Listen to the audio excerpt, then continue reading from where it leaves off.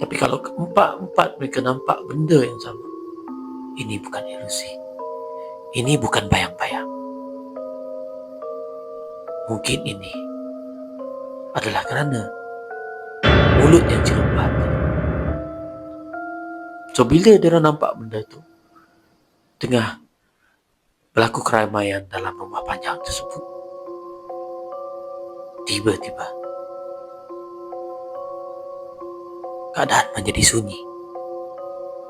Orang ramai yang tadi di dalam rumah panjang tu yang bergelak tawa, bercakap, berlari, tiba-tiba berhenti. Keempat-empat mereka cuba untuk melarikan diri, tetapi kaki mereka seperti ada sesuatu yang menahan. Seperti tumit kaki mereka dipacakkan ke bumi, tenggelam dalam bumi. Nak lari tak dapat, nak meraung pun tak dapat. Rumah panjang yang mereka nampak tu, orang-orang kat situ semua berhenti. Secara tiba-tiba, semua penduduk rumah panjang tersebut memandang keempat